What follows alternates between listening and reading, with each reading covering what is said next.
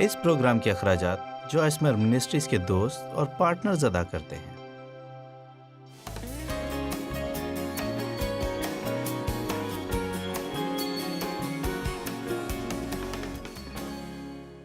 مکاشفہ 3 کے ساتھ اور فلدلفیا کی کلیسیا کے فرشتہ کو یہ لکھ کے جو قدوس اور برحق ہے اور داؤد کی کنجی رکھتا ہے، جس کے کھولے ہوئے کو کوئی بند نہیں کرتا اور بند کیے ہوئے کو کوئی کھولتا نہیں، وہ یہ فرماتا ہے۔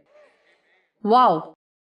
بہت زیادہ دن نہیں گزرتے جب میں نے اپنی زندگی میں دعا نہ کی ہو کہ خدا میں دعا کرتی ہوں کہ تو دروازے کھول جو کوئی بند نہ کر سکے اور بند کر جو کوئی کھول نہ سکے۔ دروازوں کو زبردستی کھولنے میں اپنی زندگی ضائع نہ کریں۔ دوسرے لوگوں کی طرف نہ دیکھیں کہ وہ ایسی چالیں چلیں تاکہ آپ کے لیے دروازے کھولیں۔ کسی کو اجازت نہ دیں کہ وہ آپ کو استعمال اور کنٹرول کریں اور خدا کے ساتھ چلنے میں آپ کے لیے سمجھوتے کا باعث ہو، کیونکہ آپ سوچتے ہیں کہ وہ آپ کے لیے دروازے کھول سکتے ہیں۔ خدا پر بھروسہ رکھیں کہ وہ دروازے کھولے جو انسان نہ کھول سکے۔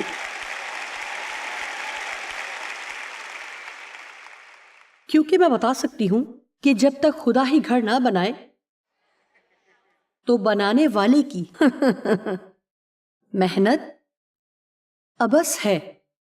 اب سب کچھ خدا کے کنٹرول میں ہے، وہ اپنی مرضی سے سب کرتا ہے، اور جو کچھ ہم کرنے والے ہیں یا منصوبہ کرتے ہیں یا نہیں کرتے، یہ فیصلہ وہی کرتا ہے۔ کبھی بھی آپ کچھ کرنے کی کوشش کریں گے نہیں ہو سکے گا۔ آپ دوبارہ کوشش کریں گے نہیں، کچھ نہیں ہوگا۔ جیسا کہ ہم جانتے ہیں کہ ہم میں سے کچھ جو احمق ہوتے ہیں وہ کہتے ہیں کہ 4-5 دفعہ تو کوشش کرنی چاہیے، اور کہتے ہیں میرا خیال ہے کہ خدا نہیں چاہتا کہ میں یہ کروں۔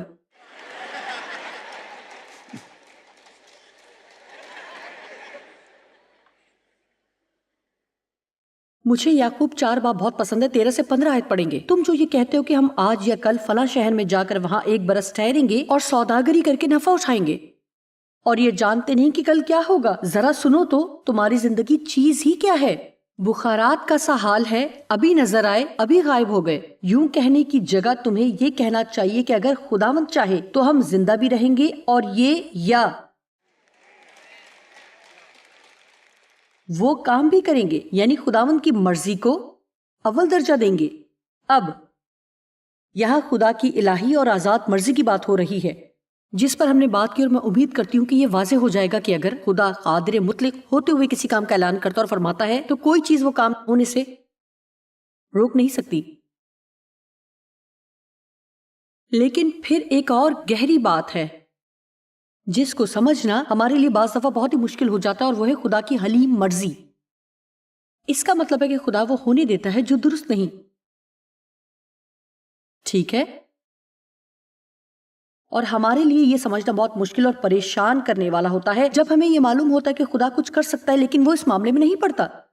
ہمیں یہ ایمان رکھنا ہوتا ہے کہ خدا ہمیں پیار کرتا ہے اور وہ ہماری زندگی کے لیے اچھا منصوبہ رکھتا ہے، اور جب آپ بری طرح دکھ میں ہوں تو یہ مشکل ہوتا ہے۔ بات کرنا تو آسان ہے دکھ کی، لیکن جب آپ تکلیف میں ہوں تو جانتے ہیں کہ جذباتی تکلیف سے بڑھ کر کوئی اور تکلیف نہیں۔ میں شکستہ دل ہونے سے زیادہ جسمانی تکلیف برداشت کر سکتی ہوں۔ آمین۔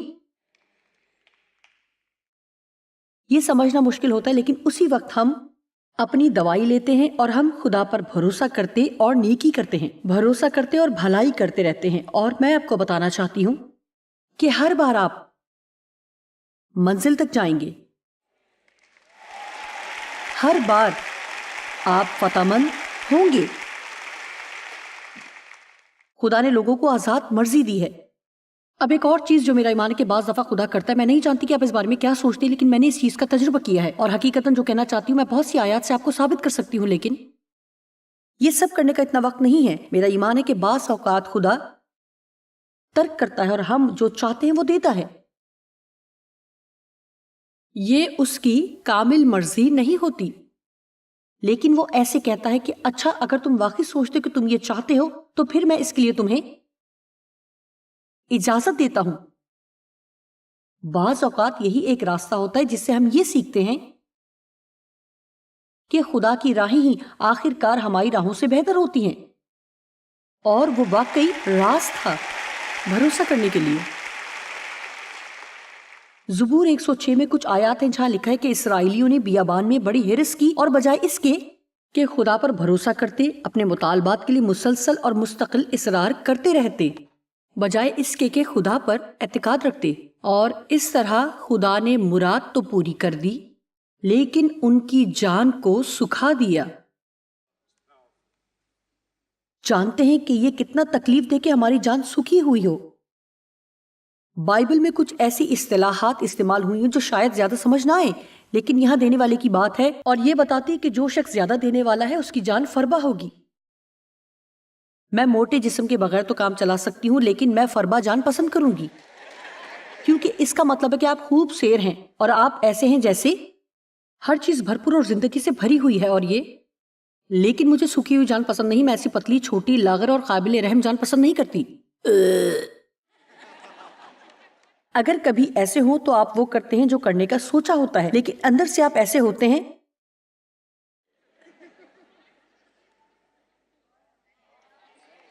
لاپرواہ۔ اچھا، اگر مجھ پر یقین نہیں تو جانیں اور اپنے طریقے سے کام کریں، اور پھر 2 سالوں بعد شاید میں پھر اس بلڈنگ میں آؤں، دوبارہ اس پر بات کریں گے۔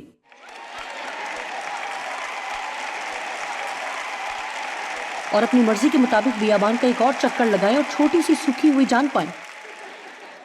یسایہ 61 کی 7ویں اور 8ویں آیت۔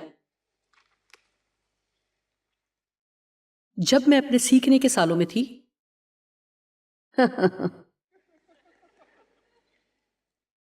اور اپنے ماضی سے شفا یاب ہونے کے لیے ایمان رکھ رہی تھی کہ مجھے فتح حاصل ہو، تو یسایہ 61 کی 7ویں اور 8ویں آیات میرے لیے بہت معنی رکھتی تھی، اور میں نے ان کو اپنے اندر خدا کے وعدے کے طور پر لیا۔ آج آپ کو اس کی ضرورت ہے تو یہ آپ کے لیے زبردست ہوگی، اور تمہاری خجالت یعنی پرانی شرم کا عوض یا بدلہ 2 چند ملے گا، یعنی اجر ملے گا۔ وہ اپنی رسوائی کے بدلے اپنے حصے سے خوش ہوں گے، پس وہ اپنے ملک میں 2 چند کے مالک ہوں گے، یعنی ڈبل حصے کے مالک ہوں گے، اور ان کو ابدی شادمانی ہوگی۔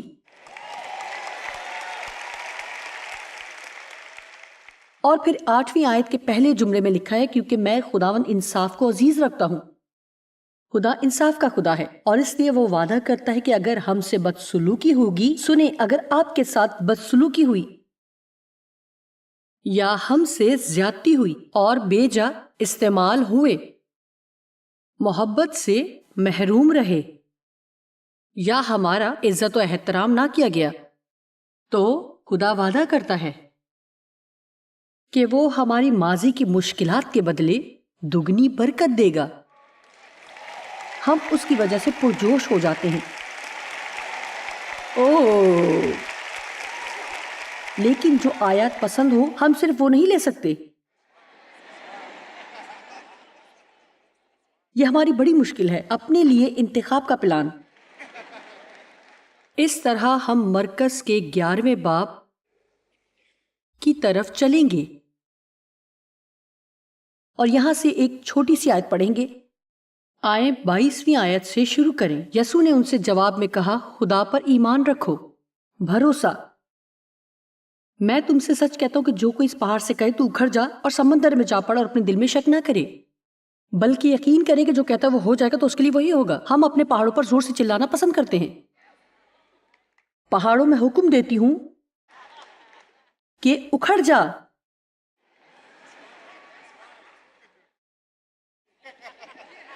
دگنی برکت، دگنی برکت، خدایا نازل کر دگنی برکت، دگنی برکت۔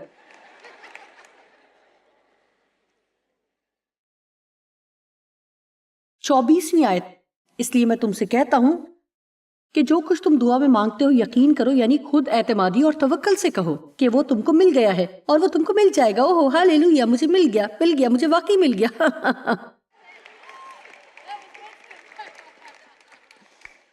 25ویں آیت، اور جب کبھی بھی تم دعا کرتے ہو اور اگر تمہیں کسی سے کچھ شکایت ہو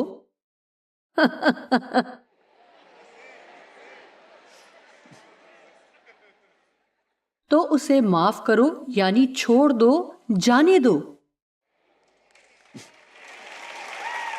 شکریہ.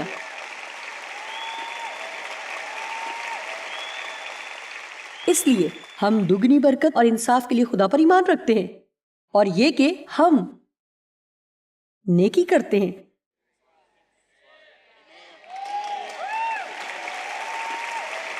اور پوری دیانت داری سے یہ پیغام بہت اہم ہے. یہ بہت سادہ ہے لیکن یہ بہت ہی اہم ہے. صرف یہ نہیں کہ خدا پر بھروسہ کریں. اچھا، میں خدا پر بھروسہ کرتی ہوں، میں بھروسہ کرتی ہوں. کیا آپ بھروسہ کر رہے ہیں اور پورا دن شکایت کرتے ہیں؟ کیا آپ خدا پر بھروسہ کر رہے ہیں جس نے آپ کو دکھ دیا، اس کی عیب جوئی کر رہے ہیں؟ میرا مطلب یہ بہت ہی مزاحیہ بات ہے، لیکن اگر آپ اسے سنجیدگی سے لیں تو اسی وجہ سے لوگ کامیابیاں حاصل کرنے میں ناکام ہیں. آپ کو وہ کرنا ہے جو خدا کرنے کو کہتا ہے. ہم خدا کے ساتھ حصے دار ہیں. خدا کی حاکمیت اور ہماری ذمہ داری، انسانی ذمہ داری.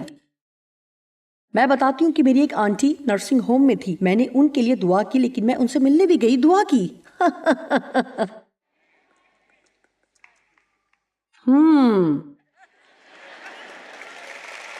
ان کے بل بھی ادا کیے. مجھے ان کے پیسوں سے مطلب نہ تھا کیونکہ 10 سال پہلے ہی ان کے پاس کچھ نہ رہا تھا.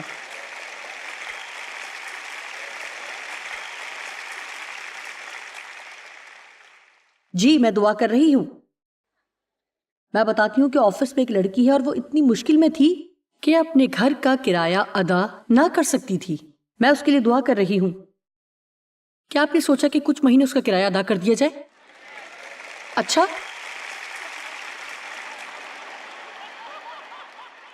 کتنی انوکھی سوچ ہے. جی میں کیوں اس کا کرایہ ادا کروں؟ جانتے کہ وہ پھر بھی گناہی میں ہے. وہ اس مشکل میں کیونکہ وہ اس کی حقدار ہے. خدا کی محبت ظاہر کرنا کتنا بڑا موقع تھا خدا کی محبت کو ظاہر کرنے کا. کتنا بڑا موقع تھا خدا کی غیر مشروط محبت اور رحم دوسروں کو دکھانے کا. کتنا عظیم اور بڑا موقع ہے. یہ سوچتے پر ہم بہت بڑی غلطی پر ہیں کہ خدا کی حاکمیت کا مطلب ہے کہ میں بس پیچھے ہو کر بیٹھ جاؤں اور کچھ نہ کروں، لیکن صرف دعا کروں اور سب خدا کرے گا. بہت سی دعاؤں میں خدا ہمیں دکھاتا ہے کہ ہم کیا کر سکتے ہیں، اور جو ہم نہیں کر سکتے خدا وہ ہمیشہ کرتا ہے. لیکن میرا پورے دل سے ایمان ہے کہ اگر ہم وہ نہ کریں جو ہم کر سکتے ہیں تو پھر خدا وہ نہیں کرے گا جو ہم نہیں کر سکتے. کیا آپ نے سنا؟ اگر میں کہوں کہ میں وہ نہیں کروں گی جو میں کر سکتی ہوں تو پھر خدا سے وہ کرنے کی توقع نہ کریں. میں نہیں جانتی کہ خدا کیوں چاہتا ہے کہ ہمارے ساتھ حصے دار ہو، لیکن بائبل کہتی ہے کہ وہ ایسا کرتا ہے. پہلا کرنتھیوں پہلے باب کی 9 آیت. خدا سچا ہے، یعنی قابل بھروسہ اور قابل یقین، اور ہمیشہ اپنے وعدوں میں سچا اور قابل اعتماد ہے، جس نے تمہیں اپنے بیٹے ہمارے خداوند یسوع مسیح کی شراکت کے لیے بلایا ہے. ہمیں حصہ لینا ہے. ہم تماشائی نہیں ہیں بلکہ حصہ لینے والے ہیں. آمین. اب ہم جسم کے کاموں میں شریک نہیں ہوتے. ابراہیم اور سارہ جسمانی کاموں میں شریک ہوئے جب انہوں نے اسماعیل کے لیے ذہنی خیال گھڑنا شروع کیا. خدا نے انہیں یہ کرنے کو نہیں کہا تھا. یہ مکمل طور پر ایک انسانی خیال تھا، اور اس کی وجہ سے خدا کے کیے گئے وعدے کے مطابق جو خدا نے کرنے کو کہا تھا، انتظار کا وقت لمبا ہو گیا. یعنی جسم کے کاموں کی ایک الگ 20 حصوں کی سیریز ہے. لیکن میں اتنا کہوں گی کہ جسم کے کام مایوسی کے برابر ہیں. اس لیے جب بھی آپ مایوس ہوں تو یہ اس لیے ہے کہ آپ وہ کرنے کی کوشش کر رہے ہیں جو خدا نہیں کر رہا. جانتے ہیں کہ یہاں واقعی غلط فہمی ہو سکتی ہے. جیسے جی ہم دعا کرتے ہیں اور ہم اپنی مشکل خدا پر ڈال دیتے ہیں اور ہم بھروسہ کرتے ہیں کہ وہ اس کا خیال رکھے، لیکن اپنی ذمہ داری اس پر نہیں ڈالنی. دیکھیں جیسے کہ میں ابھی بھی چاہتی ہوں کہ جس حالت میں میری آنٹی ہیں ان سے بہتر ہو جائیں، لیکن دیانتداری سے میں وہ سب کر رہی ہوں جو میں کر سکتی ہوں۔ میرا مطلب جیسے کہ وہ شہر کے بہترین نرسنگ ہوم میں ہیں اور اس کے علاوہ میں کچھ بھی نہیں کر سکتی، اور پھر بھی ان کے کپڑے لانڈری سے غائب ہو جاتے ہیں، اور کسی نے ان کی شادی کی انگوٹھی چرا لی، اور اس طرح کے بہت سے معاملات ہوتے رہے، اور مجھے یہ پسند نہیں۔ یہاں یہ بات ہے کہ مجھے اپنی فکر اس پر ڈالنی ہے۔ مجھے کسی پر غصہ کرنے کی ضرورت نہیں اور نہ ہی اداس اور مایوس ہونے کی۔ میں اپنی فکر اس پر ڈالوں، بھروسہ کروں، دعا کروں، لیکن پھر بھی اپنی ذمہ داری بھی پوری کروں۔ کیا آپ سن رہے ہیں؟ لہٰذا یہ دعا کا حصہ کہ ہمیشہ یہ کہیں، خدا اگر تو چاہتا کہ میں کچھ کروں تو مجھے دکھا، اور اگر کچھ ایسا ہے جو میں کرنے کی کوشش کر رہی ہوں جو تو نہیں چاہتا کہ میں کروں۔ لیکن ہم اس میں خدا کے ساتھ حصے دار ہیں۔ جب نہمیہ اس دیوار کی تعمیر کر رہا تھا جو کہ گرائی گئی تھی، اور ان دنوں میں یہ دیوار بہت اہم ہوتی تھی کیونکہ یہ دشمنوں کو دور رکھتی تھی، جب وہ یہ دیوار یروشلم کے گرد دوبارہ بنا رہے تھے اور دشمن ان کے برخلاف ہوئے، میرا مطلب ہر چیز ان کے خلاف ہو گئی، اور جانتے ہیں جب بھی آپ کچھ ٹھیک کرنے کی کوشش کرتے ہیں تو دشمن ہمیشہ آپ کے خلاف کھڑا ہوگا، اور خاص طور پر جب آپ کچھ تعمیر کرتے ہیں، کسی زندگی کی تعمیر، شادی کی تعمیر، منسٹری کی تعمیر، یا جب کوئی نیا کاروبار تعمیر کر رہے ہوں، اور جب آپ تعمیر کرتے ہیں تو دشمن آ جائے گا۔ اور نہمیہ 4:9 میں لکھا ہے، پر ہم نے اپنے خدا سے دعا کی اور ان کے سبب سے دن اور رات ان کے مقابلے میں پہرا بٹھائے رکھا۔ اس لیے مجھے بہت پسند ہے کہ انہوں نے دعا کی، لیکن سپاہیوں کو پہرے کے لیے بٹھایا تاکہ دشمنوں کو دیکھتے رہیں۔ وہ دعا کر کے سو نہیں گئے تھے، جیسے کہ اب باقی کچھ نہیں رہ گیا کرنے والا۔ وہ جاگتے رہے، اور جس دور میں ہم رہ رہے ہیں، خدا کی طرف سے بہت بڑا پیغام ہے کہ جاگتے رہو، چوکس رہو، پہرا دو، دعا کرو، محتاط رہیں، ہر وقت سرگرم رہیں، کیونکہ تمہارا دشمن ابلیس گرجتے ہوئے شیر ببر کی طرح دھاڑ رہا ہے اور ڈھونڈ رہا ہے کہ کس پر جھپٹے اور چیر پھاڑ کھائے، اور ہمیں بلند آواز سے اور واضح طور پر کہنا کہ میں اس کا شکار نہیں بنوں گی۔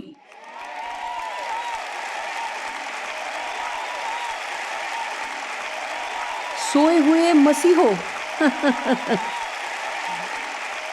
جاگو۔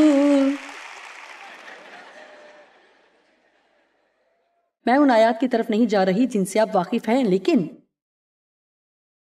میں بہت حیران ہوں کہ خدا جو کچھ بھی کر سکتا ہے وہ ہماری شراکت چاہتا ہے۔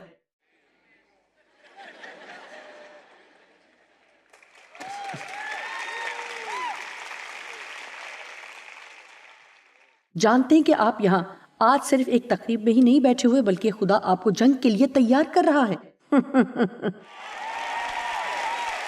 آمین۔ خدا آپ کو جنگ کے لیے تیار کر رہا ہے، اور اگر آپ نہیں سمجھتے کہ آپ جنگ میں ہیں، میں آپ کو بتاتی ہوں۔ یوحنا 11واں باب 32ویں آیت سے 41ویں آیت تک، جب یسوع لازر کو مردوں میں سے جلانے والا تھا، بہت دلچسپ آیات ہیں۔ سب سے پہلے اس نے کافی انتظار کیا کہ لازر مر جائے، اور پھر اس نے اس سے بدبو آنے کا انتظار کیا۔ جی ہاں، جانتے ہیں کہ میں کیا بات کر رہی ہوں۔ پھر وہ ظاہر ہوتا ہے۔ خیر، اب تم کچھ نہیں کر سکتے، وہ مر چکا ہے اور بدبو آ رہی ہے۔ یسوع جانتا تھا کہ وہ اسے مردوں میں سے جلانے والا تھا۔ اس سے زیادہ کچھ اور بہتر نہیں ہو سکتا تھا، لیکن وہ لوگوں سے کہتا ہے، وہ چاہتا تھا کہ وہ حصہ لے۔ اب تم پتھر کو ہٹاؤ۔ اگر وہ اسے زندہ کرنے والا تھا تو کیا وہ پتھر کو سوراخ سے ہٹا نہیں سکتا تھا؟ میرا مطلب ہے، آئیں مل کر ایک بڑا کام کریں۔ کیا میں آپ کو کچھ بتا سکتی ہوں؟ آپ میں سے کچھ اپنے معجزے کا انتظار کر رہے ہیں لیکن پتھر نہیں ہٹا رہے۔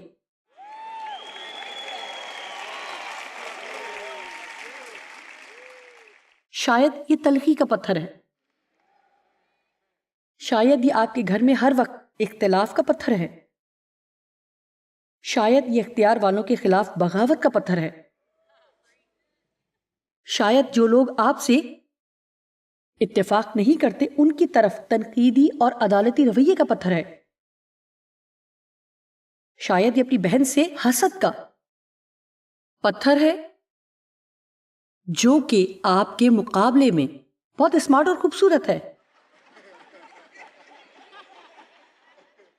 کسی بات کی فکر نہ کرو بلکہ ہر ایک بات میں تمہاری درخواستیں دعا کے وسیلہ سے بھروسے کے ساتھ اور شکر گزاری نیکی کے ساتھ کسی چیز کے بارے میں پریشان نہ ہو، دعا کریں اور شکر گزار ہوں. اگر آپ خدا سے امید کرتے ہیں کہ وہ کچھ کرے تو ہر ایک چیز پر شکر گزار ہوں جو اس نے پہلے ہی سے کیا ہے. جو کچھ ہمارے پاس ہے اگر ہم اس پر بڑبڑائیں تو خدا ہمیں مزید کیوں دے کہ ہم اس پر بھی ناخوش ہوں. اور اب متی 25ویں باب کو کھولیں. بائبل میں متی 25ویں باب کو بہت ہی اہم باب خیال کیا جاتا ہے جو کہ بہت سے سبق سکھاتا ہے. پہلی آیت سے 13ویں آیت خاص طور پر بہت اہم ہے اور میرے پاس اتنا وقت نہیں کہ ایک ایک آیت پڑھ سکوں، لیکن پہلی آیت میں اس وقت آسمان کی بادشاہی ان 10 قواریوں کی مانند ہوگی جو اپنی مشعلیں لے کر دلہا کے استقبال کو نکلی، اور یہ ہم ہیں.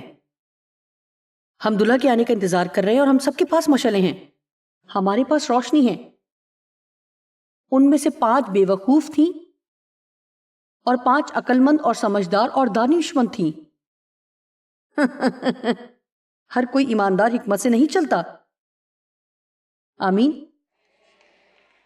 جانتے کہ ہم نے پچھلے 20 سے 30 سالوں میں اس بارے میں بہت سیکھا ہے کہ مسیح میں ہم کیا ہیں، اور لوگ خوش ہوتے ہیں جب انہیں سکھایا جاتا ہے کہ وہ مسیح میں خدا کی راست بازی ہیں. لیکن جانتے ہیں مسیح کی راست بازی کو ابھی بھی ہمیں اپنی گندگی سے نکالنا ہوگا. آمین.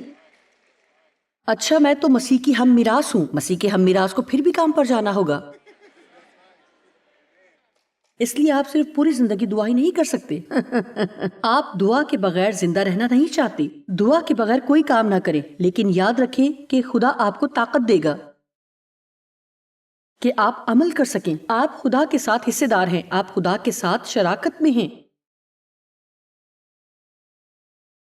جو بے وقوف تھیں انہوں نے اپنی مشعلیں تو لے لی مگر تیل اپنے ساتھ نہ لیا. تیل روح القدس کو ظاہر کرتا ہے، اس کی قدرت کو ظاہر کرتا ہے. آئے میں آپ کو کچھ بتاتی ہوں. ہمیں وہ سب کچھ کرنا ہے جو ہم اپنی زندگی میں پوری کوشش سے روح القدس کے ظہور کے لیے کر سکتے ہیں. وہ سب کرنا ہے جو ہم ممکنہ طور پر کر سکتے ہیں. لیکن اور جب دلہا نے دیر لگائی تو سب اونگنے لگی اور سو گئی. آدھی رات کو دھوم مچی کہ دیکھو دولہا آ گیا، اس کے استقبال کو نکلو. عقل مند کنواریاں بے شک تیار تھیں اور بے وقوف کنواریاں تیار نہ تھیں. مجھے یہ بہت پسند ہے. اور بے وقوفوں نے عقل مندوں سے کہا کہ اپنے تیل میں سے کچھ ہم کو بھی دے دو. جو کچھ نہیں کرتی تھیں، ہمیشہ دوسروں سے اپنی دیکھ بھال چاہتی تھیں.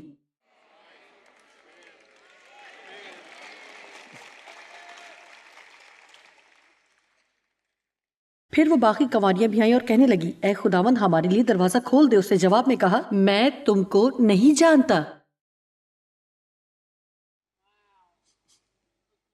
صرف اس لیے کہ آپ چرچ جاتے ہیں تو اس کا یہ مطلب نہیں کہ آپ خدا کو جانتے ہیں. آپ خدا کے بارے میں جانتے ہیں پر خدا کو نہیں جانتے. خدا کو جاننے کا ایک ہی طریقہ ہے کہ اس کے ساتھ وقت گزاریں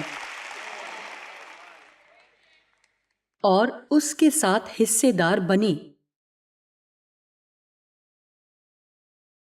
13ویں آیت کے ساتھ ختم کرنا چاہتی ہوں کہ پس جاگتے رہو، یعنی پوری کوشش سے متوجہ رہو، محتاط اور سرگرم رہو، کیونکہ تم نہ اس دن کو جانتے ہو نہ اس گھڑی کو.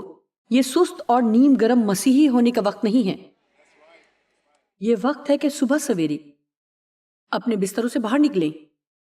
میں ایک کتاب ختم کر رہی ہوں جو اگلے سال آئے گی. اس سال نہیں بلکہ اگلے سال آئے گی. اس کا نام ہے دن کو پکڑو، کیونکہ میرے خیال سے مسیحوں کے لیے یہ وقت ہے کہ صبح سویرے بستروں میں سے نکلیں اور کہیں کہ یہ دن مجھ پر اختیار نہیں رکھے گا، بلکہ یہ وہ دن ہے جو خدا نے بنایا جس پہ میں خوش اور مسرور ہوں گی. یہ وقت ہے کہ اپنی مرضی استعمال کرتے ہوئے خدا کی مرضی کا انتخاب کریں. وہ لوگ ہوں جیسا خدا چاہتا ہے، جس کے لیے اس نے ہمیں لیس کیا ہے۔ خدا پر بھروسہ کریں کہ وہ آپ کے لیے دروازے کھولے جو کوئی انسان کھول نہیں سکتا، لیکن یہ بھی جانیں کہ خدا نے جو کچھ ہمیں کرنے کو کہا ہے وہ کرنا ہماری ذمہ داری ہے۔ ہم لاپرواہ ہو کر نہیں بیٹھ سکتے تاکہ کچھ بھی نہ کریں، لیکن دعا کریں۔ جب ہم دعا کرتے ہیں تو خدا کی ہدایات کی ضرورت ہوتی ہے۔ جو کر سکتے ہیں وہ کریں، جو خدا کہتا ہے کریں، باقی سب وہ خود کرے گا۔